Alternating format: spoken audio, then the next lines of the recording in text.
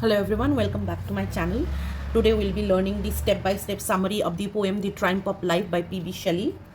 So the poem starts with a beautiful beginning where we can see a calm sunrise in nature. Now the poet Shelley describes it as light, sky, forest and morning beauty. Everything seems peaceful and heavenly. This beginning is important because it creates a contrast. First beauty, then horror will come. Suddenly Shelley notices strange movements and sounds. So initially what he's trying to show is that we see a sunrise, we see the light of the ocean, then we see the trembling eyelids of the kiss of the day, all good things we see in the initial part of the poem. Then comes the procession of life. Now Shelley sees a gigantic procession moving forward. At the center is a chariot driven by a mysterious shape. Now this is life. Now the chariot is powerful and unstoppable. Behind it are crowds of people: kings, priests, soldiers, philosophers, poets, ordinary humans. All of them are following the chariot of life. Now everyone follows blindly. Some are dancing, some suffer, some are chained, some are crushed. भिन्न भिन्न प्रकार के लोग उस chariot के पीछे पीछे पीछे चल रहे हैं. ठीक है. Some are mournful within the gloom. So after that, what it means actually, what the poet is trying to say is that human beings spend their lives chasing power, pleasure, fame, religion, ambition and desire without understanding where they are going. पता ही नहीं कहाँ जा रहे हैं, but फिर भी chase करते जा रहे हैं. ठीक है. जैसे आप लोग चेज कर रहे हैं एडुकेशन को. एडुकेशन क्यों चेज कर रहे हो कि पढ़ लिख के कुछ बनोगे तो कुछ कमाओगे तो अपने पैरों पे खड़े होगे and all that. So if but do you really understand where you want to go, or like the path which your parents or someone else has shown you, you're following that path? It's the poem is very deep. Uske baad Shelley almost says that almost nobody escapes. The people are slaves of life. माने इस जिंदगी के चक्रव्यूह से कोई नहीं माने भाग सकता है. Everyone has to walk behind it. Even the greatest historical figures become victims. He mentions people like Alexander, Caesar, Napoleon, Constantine and many others. These people were powerful rulers, but Shelley says that they were still defeated by life because they were ambitious, greedy, violent and corrupted. बात घूम फिर के वही आ जाती है कि कोई भी जीवन के इस चक्रव्यूह से बच नहीं सकता है, भले ही वो राजा हो या प्रजा हो. सबको ये ज़िंदगी में जो भी आता है अपने सामने उसका सामना करना ही पड़ता है. एंड बहुत बड़े बड़े रूलर्स, अलेक्जेंडर, सीजर, नेपोलियन, ऐसे लोग भी ज़िंदगी से मात खा चुके हैं. क्यों? क्योंकि वो बहुत ज़्यादा एम्बिशियस हो गए थे, ग्रीडी हो गए थे, वायलेंट हो गए थे. एंड इन सब के लिए इन चीज़ों के वजह से वो करप्ट हो गए थे. ठीक है. करप्ट मतलब ख़राब हो जाना अंदर से. समझ रहे हो? So what the poet actually wants to say that no matter how great you are, life eventually controls and destroys you. उसके बाद there is a turning point in the poem.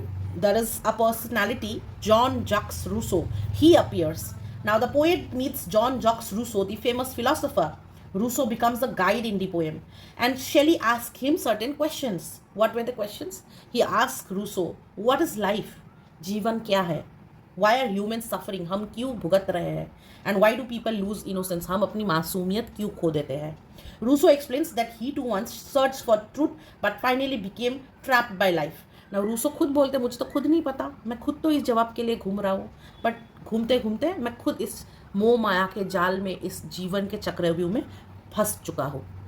This part is important because even wise thinkers can not fully understand life. तो आप किसी गुरु, बाबा, पीर, मस्जिद, मंदिर में जाके बड़े बड़े लोगों से बात करते, गुरु लोगों से बात करते, उनको भी अगर आप पूछो कि जीवन क्या है तो वो भी आपको इसका अर्थ नहीं बता पाएंगे. बताएंगे बट गहराई से, जो गंभीरता इस चीज़ को समझने के लिए चाहिए, वो it's like beyond transcendence. They can not comprehend what is life. No one can. No one is wise enough to fully understand. Only I think Bhagwan can and no one else can. Because मेरे तो पल्ले नहीं पड़ता है. आपके पढ़े तो मुझे ज़रूर बता दीजिएगा कॉमेंट सेक्शन में.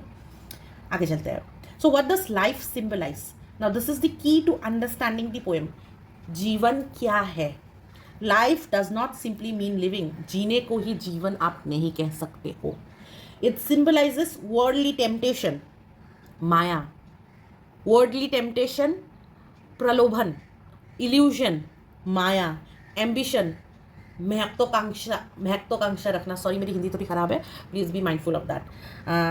डिज़ायर, किसी चीज़ को पाने की इच्छा. पावर, करप्शन, अंदर से करप्ट हो जाना, खराब हो जाना.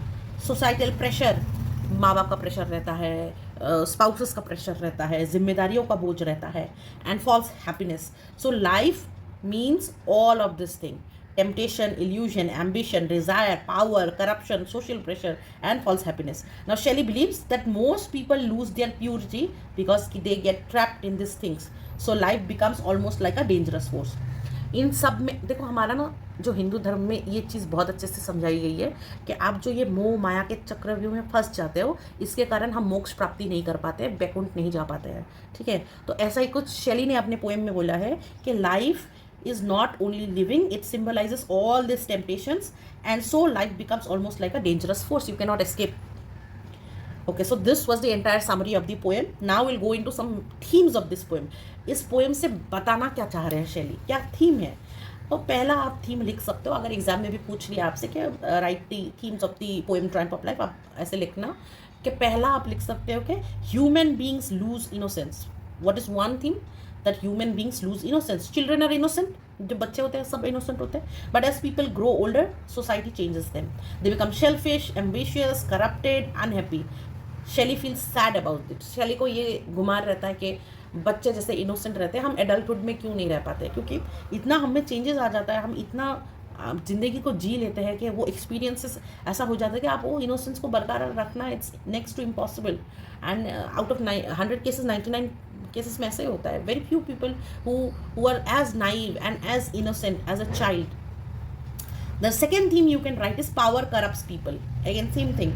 The poem attacks kings, emperors, organized religion, political power. Shelley believed many rulers harmed humanity instead of helping them. आजकल का ही माहौल देख लो, जो हमारे नेतागण हैं, कौन सा हमारे लिए कुछ अच्छा काम करते हैं. उनको जैसे भी साम दाम दंड भेद, बस सत्ता में आना है और अपने लिए सब कुछ करना है, अपना नेपोटिज्म चलाना है, अपने बच्चों को भी काम धंधा देना है. अभी नाम नहीं लूँगी वरना ये वो ही हो जाएगा, मेरा तो पूरा वीडियो ख़राब हो जाएगा. Anyways, so what the poet, देखो कितने साल पहले लिखा हुआ पोएम आज भी आज के सोसाइटी में भी रेजोनेट कर रहा है. that power corrupts people. Kings, emperors, organized religion, political powers, everyone harms humanity instead of helping them.